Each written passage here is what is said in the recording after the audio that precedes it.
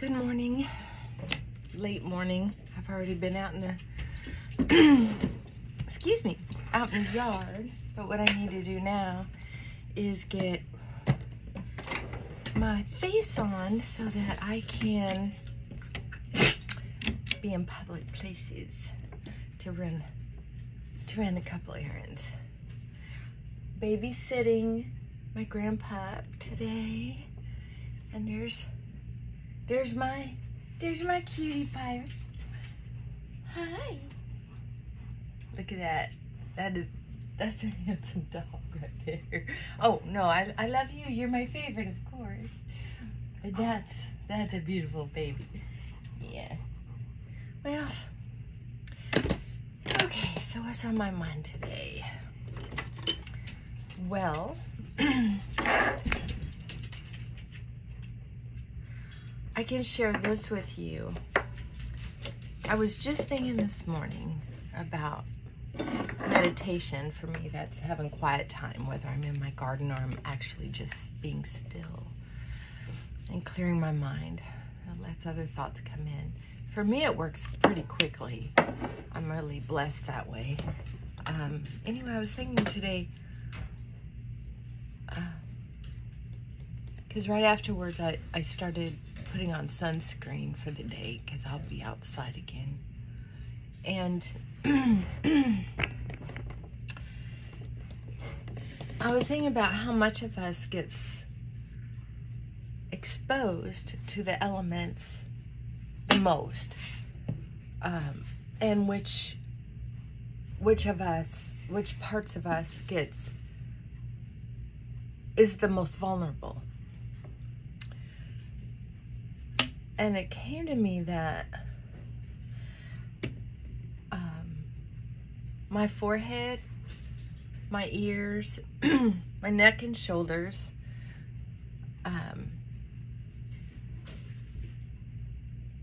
seem to be the most fragile.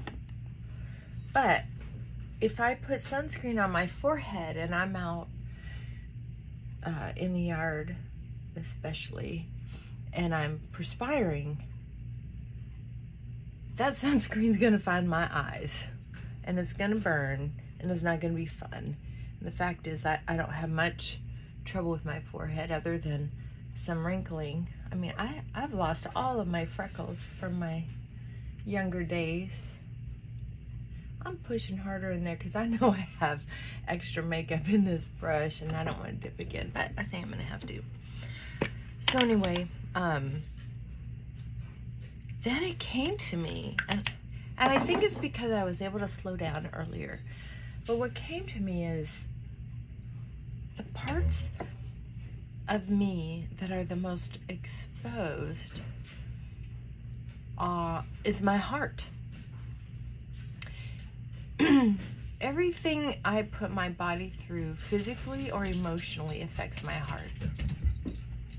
And of course, chemically. You know, if you let yourself get poisoned, your heart's affected by it. So anyway, I was just thinking about, if I know that's true, what's the best sunscreen for my heart?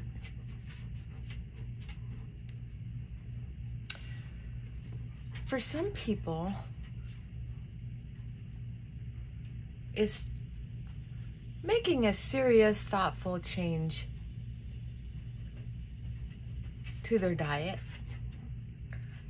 or maybe choosing to not smoke. I don't know. I mean, I'm not judging.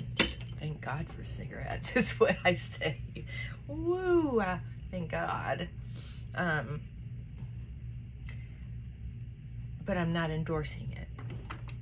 I'm just saying there have been a time or two when cigarettes have prevented homicide or suicide. They're not a good excuse, though, for working through your feelings, but they are a good Band-Aid. I want my lips to last a little while, so I'm gonna, well, no, I don't need them to last. I'll just keep applying lip gloss. This is a good lip gloss. It just doesn't last forever, of course.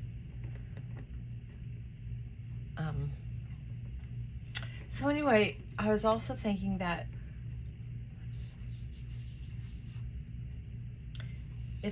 if you want to protect your heart, let's say you do want to live longer, and you know the math adds up that you probably need to do some changing. I truly believe that sometimes we have to fight against a little bit of hereditary disease, and sometimes we have to fight against our own sense of how we're interpreting our neural pathways. Sometimes we get this idea in our head because of our neural pathways that say, no, you can't make these changes or you'll die. Or you'll be embarrassed because you're giving in to someone's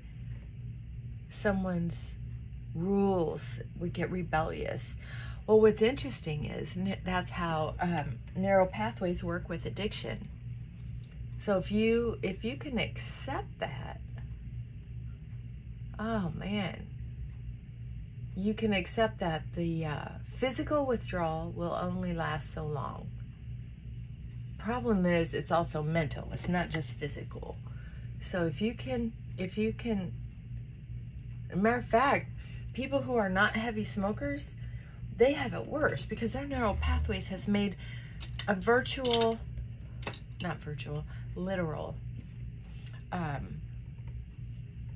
ritual. Yes, a literal ritual in your brain. And it's almost like religion. Like if every time you get in the car you smoke a cigarette, you have made that a ritual in your brain. That's fairly serious commitment to a certain behavior. If every day you get off work, you get out in that car and you have a cigarette, you have told yourself that cigarette resolves. You have made that cigarette a first aid kit. And who wants to go without first aid, right?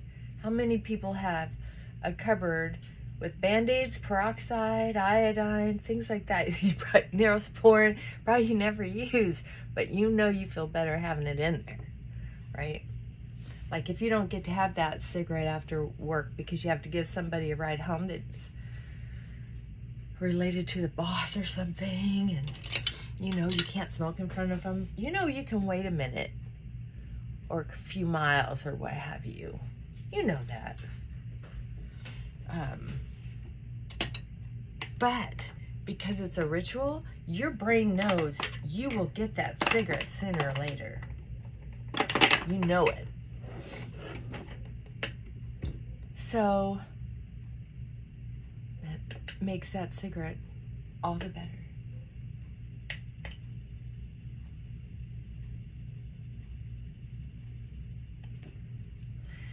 Anyway, I thought I heard my dog barking.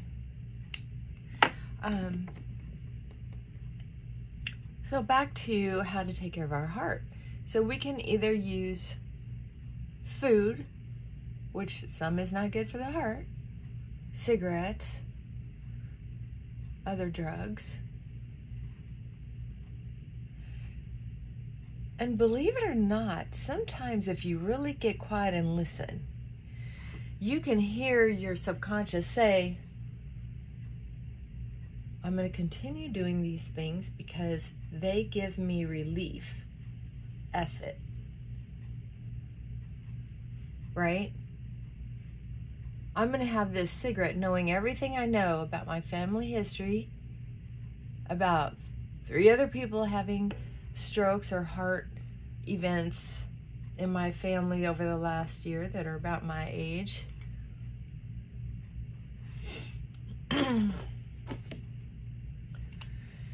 And still take another puff, still buy another carton, whatever.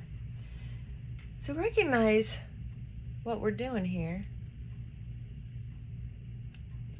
is kind of like suicidal ideation.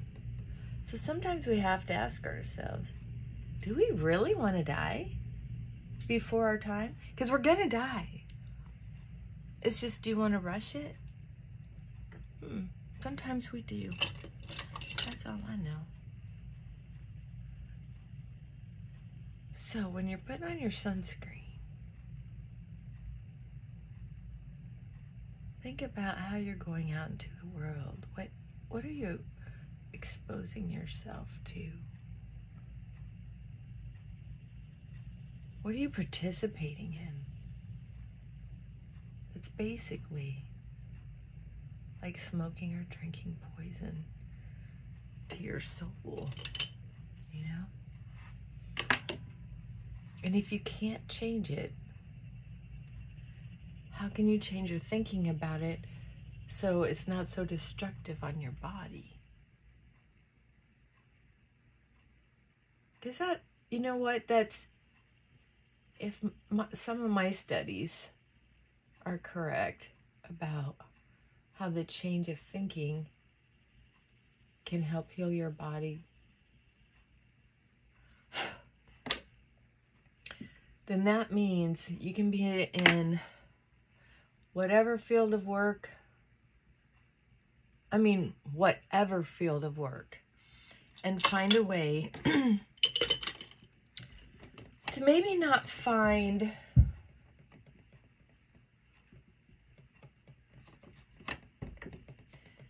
happiness, but to be able to find comfort, calm.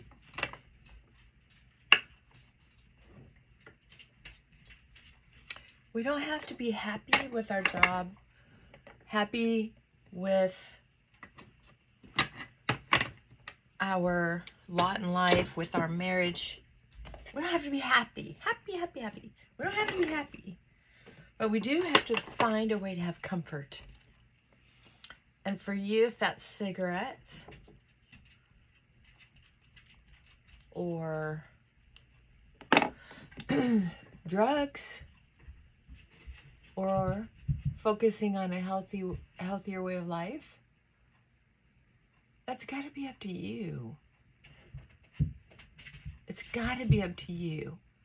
But I think one of the things that holds us back is that if we make certain changes that when we're already suffering with something in our life, big or small, if we're already suffering like that, then you're saying, I have to do even more suffering to get through this addiction or,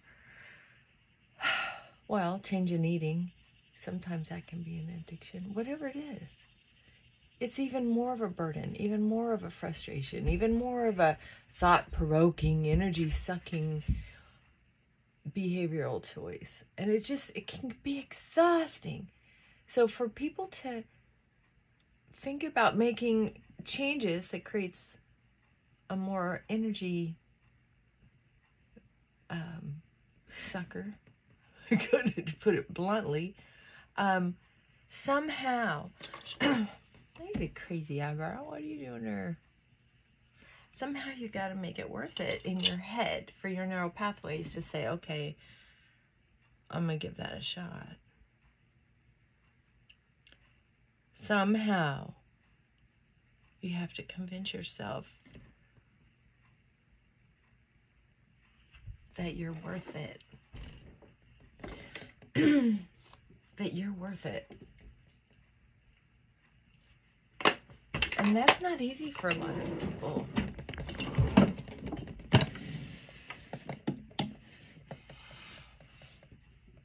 If there's something that you know,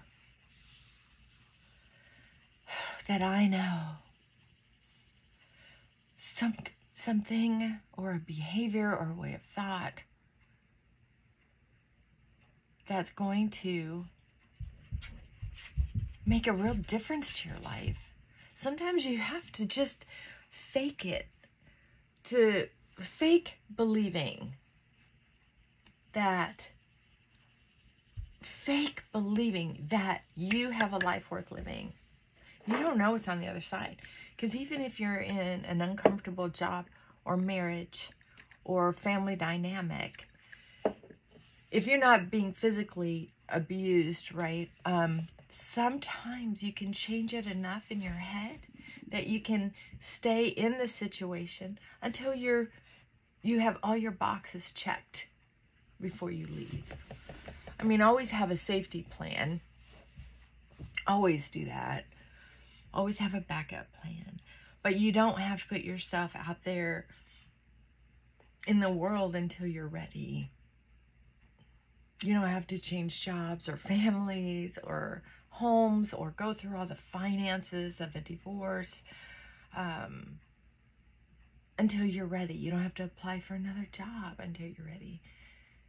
Just know that if you were going to die in your sleep tonight, if I were going to die in my sleep tonight, am I going to be okay with the steps that I took today to get me to where I only dream of being? That's something to think about, okay? I got your back. If you're able to find me, because I still haven't told anybody about YouTube because I'm not really all that committed about it, except that it makes me feel good having this little corner to share my thoughts and feelings. If you're one of the 11 people, I think I have 11 subscribers. I don't know if those people even watch because, you know, some people seem to sign up thinking if they subscribe to you, you'll subscribe to them. It's kind of their way of building business. I'm not really into that, but if you leave a message, I will get back to you. All right. Have a great day. It's your day. So go have one.